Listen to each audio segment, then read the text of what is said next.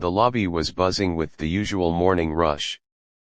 Phones rang, heels clicked against the marble floor, and the soft hum of conversations echoed through the air.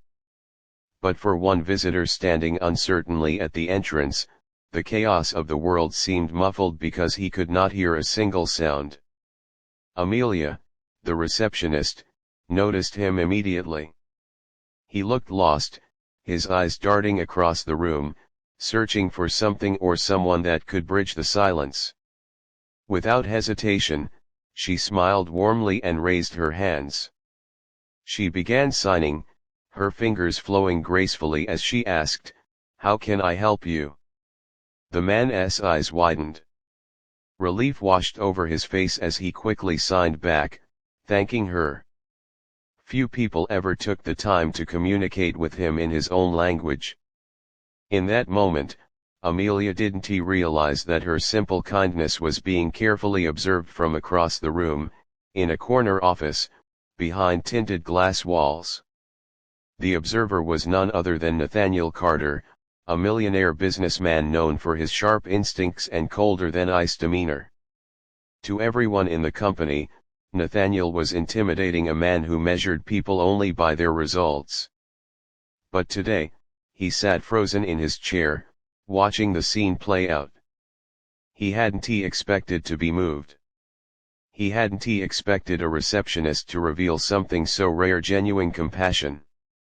The deaf visitor, whose name was Daniel, explained through sign language that he was here for a meeting. Amelia didn't just translate, she stayed by his side, guiding him toward the right conference room, ensuring he felt respected rather than pitied. She didn't treat him as less. She treated him as equal. Later that day, Nathaniel called Amelia into his office. She walked in nervously, clutching her notepad. Had she done something wrong? He was notorious for being brutally honest. But instead of the stern scolding she expected, Nathaniel asked a simple question: "Where did you learn sign language?" Amelia's voice trembled slightly.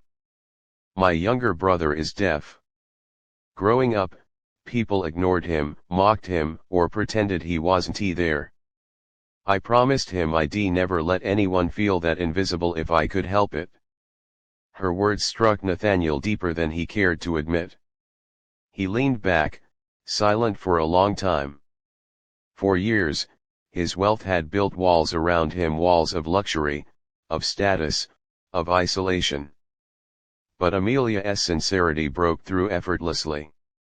Still, challenges lay ahead. A week later, Daniel returned, this time to negotiate a business deal with Nathaniel's company. Other executives whispered their doubts. How can we conduct business with someone who can't even hear it? Slow everything down. Nathaniel watched as Amelia once again stepped in, calmly interpreting Daniel's words.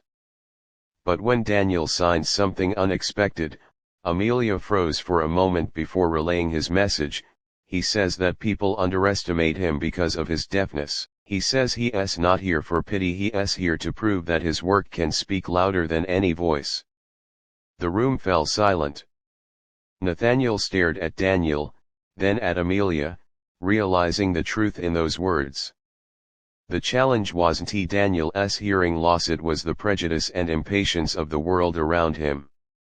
Despite resistance, Nathaniel decided to move forward with Daniel's proposal. But the backlash came swiftly. Shareholders accused him of risking profits. Executives warned him of failure. Nathaniel faced his own test: would he stand by what felt right, or would he fold under pressure? As weeks passed, the project progressed. Amelia worked tirelessly, balancing her receptionist duties while helping bridge communication gaps. Daniel pushed himself harder than ever, determined to prove his worth. There were days of frustration when meetings dragged longer than usual, when misunderstandings caused delays, when Daniel felt the sting of subtle discrimination. Amelia was there each time, reminding him that his silence didn't mean weakness. And slowly, the tide began to turn. The project succeeded not just moderately, but spectacularly. Profits soared higher than projections, and Nathaniel's gamble became the company's triumph. Those same executives who doubted Daniel now sat in stunned admiration. But the most profound moment came during the celebration event. Nathaniel stood before his employees and, for the first time, looked less like an untouchable millionaire and more like a man deeply humbled. He gestured for Amelia and Daniel to join him on stage. Then, to everyone's astonishment, Nathaniel lifted his hands and signed clumsily, but sincerely, "Thank you." The crowd erupted in applause. Amelia's eyes welled with tears, and Daniel smiled wider than he ever had. For them, this was more than success, it was validation, respect, and the breaking of invisible barriers.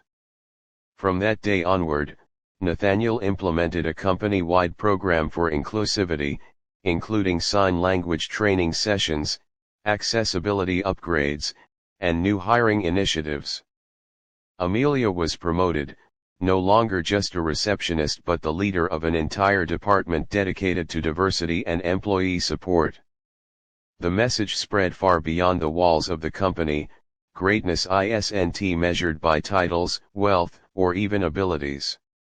True greatness is found in compassion, in seeing others not for what they lack, but for what they can give. Nathaniel, once a man surrounded by riches but starving for meaning, finally understood.